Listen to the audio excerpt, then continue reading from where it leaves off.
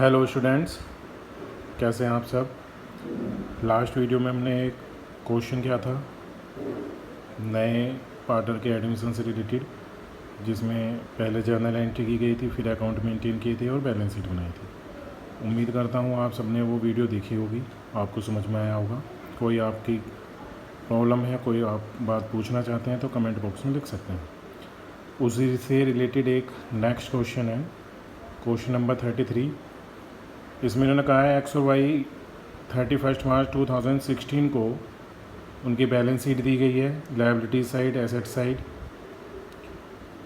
और इन्होंने बताया कि ये जो दो पार्टनर हैं ये अपने लाभ को 3:2 में डिवाइड करते हैं। बैलेंस शीट है ये, दोनों साइड का टोटल इक्वल है 66,000। उसके बाद आगे कहते हैं 1 अप्रैल 2016 को जेड को कुछ शर्तों के आधार पर इन्होंने एज ए पार्टनर एडमिशन दिया है। शर्तें क्या हैं वो कि जेड जो है वो 2500 ख्याति के रूप में लाएगा जो व्यापार में बने रहेंगे। नेक्स्ट है 7500 वो पूंजी के रूप में लाएगा। जेड को प्रवेश देने के लिए फर्म की संपत्तियों का निम्न प्रकार से पुनर्मूल्यांकन किया गया है, कुछ एडजस्टमेंट हैं। भूमि और मकान का मूल्य 15,000 कर दिया, जबकि भूमि और मकान का मूल्य पहले 12,500 था, यानी ये बढ़ गया है। ये जो डिफरेंस है वो प्रॉफिट है। सेकंड ये कहते हैं फर्नीचर और प्लांट को 10% से कम करना है, ये हानि हो जाएगी। देनदारों पर संदिग्ध ऋणों के लिए 5% का प्रबंध करना है और अंतिम स्टॉक को 12,500 पे ले जाना है। अंतिम स्टॉक जो है वो क्वेश्चन में जो क्लोजिंग स्टॉक दिया है वो 10,250 दिया है, और यहाँ पे कह रहा है कि इसको कितना करना है, 12,500, यानी बढ़ाना है। ये हमारा लाभ है। इन एडजस्टमेंट को ध्यान में रखते हुए हम अपने क्वेश्चन को करेंगे। देखते हैं। सबसे पहले क्वेश्चन में कहा गया है कि जेड अपना 2500 ख्याति के और 7500 पूंजी के रूप में लाएगा। क्वेश्चन में बैलेंस कैसेट बैंक दिया गया है 2500, तो हम कैसेट बैंक से ही एंट्री करेंगे। Cash at bank account debit to जेड्स capital account to premium for goodwill account. Capital आया 7500, गुडविल आया 2500, दोनों का सम होता है 10,000। नरेशन मैंने छोड़ दिया, नरेशन उसी तरीके से लिखेंगे जैसे लास्ट क्वेश्चन में लिखी थी, यह आपको करना है अपने आप से। मैंने बताया जब भी नया पार्टनर गुडविल के अमाउंट कैश लेकर आएगा, जैसे इस क्वेश्चन में गुडविल के अमाउंट को कैश लेकर आया है 2500, उस 2500 को ओल्ड पार्टनर के सैक्रिफाइसिंग रेशो में डिवाइड करते हैं। लेकिन सैक्रिफाइसिंग रेशो तब निकलेगा जब न्यू और ओल्ड दोनों पता हो। इसमें ओल्ड तो बताया है क्वेश्चन ने, ओल्ड रेशो बताया था हमें 3:2, लेकिन न्यू नहीं है, तो हमने 3/5 यानी ओल्ड रेशो में ही इसको और 2/5 ओल्ड रेशो में डिवाइड किया है। 2500 को ये बैठता है 1500 और 1000। फिर क्वेश्चन ने कहा है कि रिवैल्यूएशन जब आप करेंगे तो भूमि और भवन का मूल्य तो बढ़ेगा, प्लांट और फर्नीचर का मूल्य कम होगा, जो हानि है, ये लाभ है। देनदारों पर संदिग्ध ऋणों के लिए 5% का प्रबंध करना है, ये भी हानि है, यानी ये वो अमाउंट है जो शायद हमें भविष्य में प्राप्त ना हो जिन लोगों को हमने उधार माल बेचा था। क्लोजिंग स्टॉक का मूल्य 12,500 करना है, जो पहले 10,250 था, तो ये लाभ है। जो हानि है उन्हें डेबिट करेंगे रिवैल्यूएशन अकाउंट को, revaluation account debit to plant to furniture.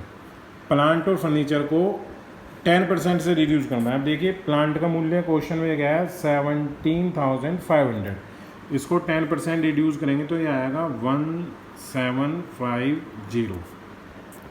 Second बताया फर्नीचर, फर्नीचर का मूल्य है 750, इसको 10% रिड्यूस करेंगे तो ये बैठता है 75। इन दोनों का टोटल कर देंगे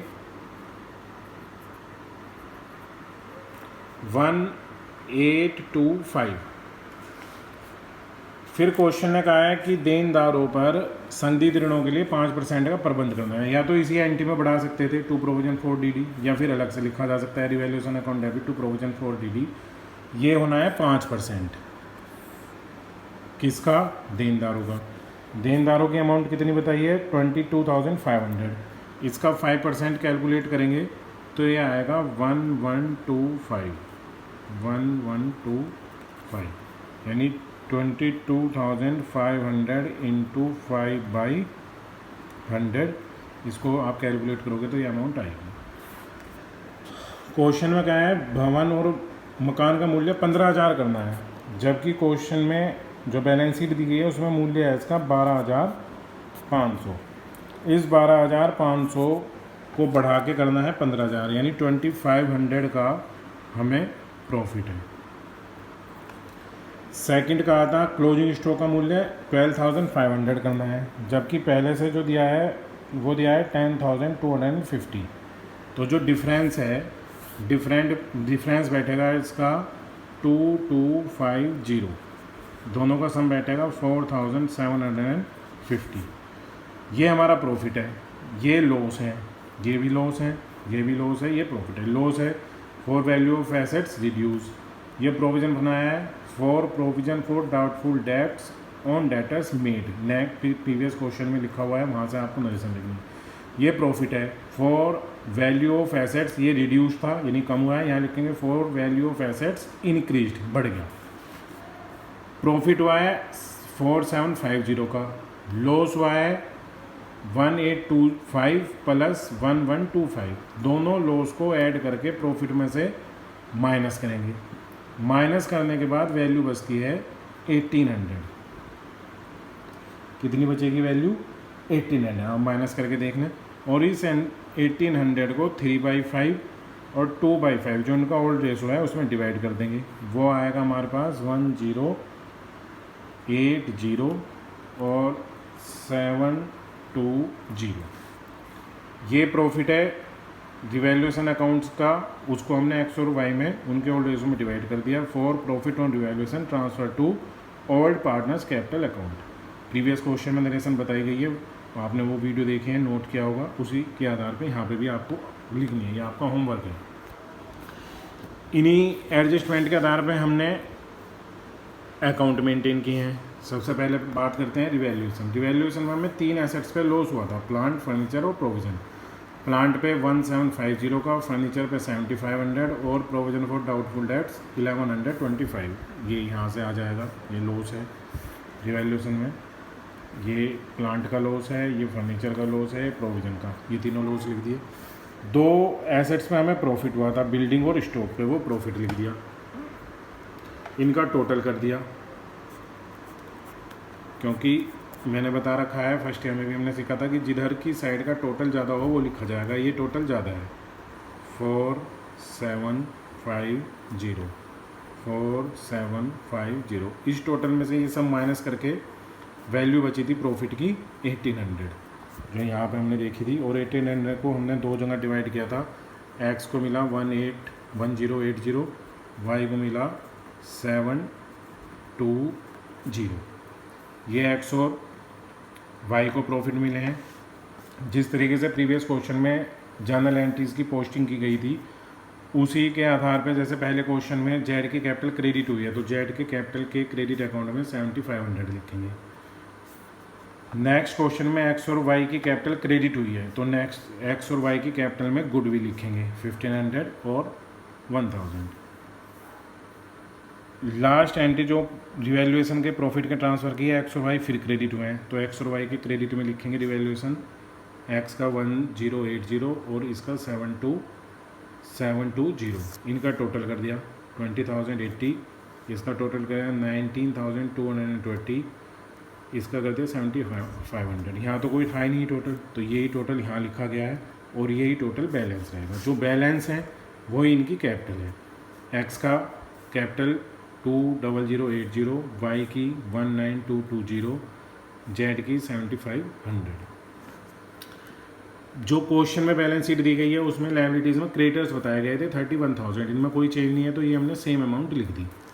बात करते हैं एसेट्स की। कैसेट बैंक क्वेश्चन में बताया गया है 2,500 का, और पहली क्वेश्चन में पहली जो जनरल एंट्री की थी कैसेट बैंक आया था 10,000। जो नया पार्टनर है वो 7,500 कैपिटल और 2,500 गुडविल के लाया था, यानी टोटल वो 10,000 लाया। तो जो हमारे पास कैश था उसमें 10,000 और इंक्रीज़ हो गया, 12,500 हो गया।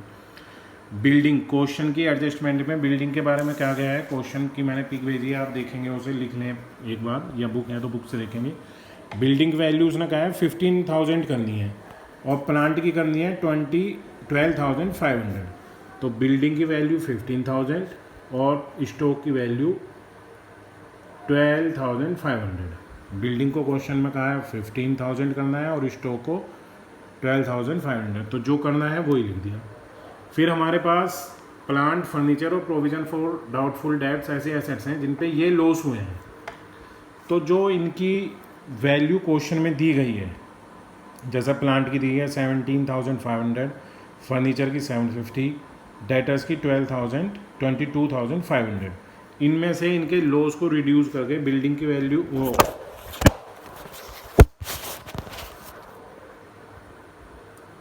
प्लांट की वैल्यू बचेगी जो माइनस करके 15,750, फर्नीचर की 675 और डेटर्स की वैल्यू बचती है माइनस करके 21,375। इधर का उधर का टोटल आपको करना है, वो टोटल यदि इक्वल है तो हमारा क्वेश्चन सही है। आप एक बार इस क्वेश्चन को, जो मैंने पिक भेजा है, यदि आपके पास बुक है तो बुक से एक बार पढ़ें, नहीं है तो जो मैंने पिक भेजा है उससे एक बार उतार लें। उसके बाद एक एक एडजस्टमेंट और जर्नल एंट्री को देखें। जो मैंने छोड़ा है काम वो आपको पूरा करना है, टोटल करना है। यदि कोई प्रॉब्लम है तो आप फिर पहले उसको डिस्कस करेंगे, फिर कोई नेक्स्ट क्वेश्चन हम देखेंगे। Okay, thank you students.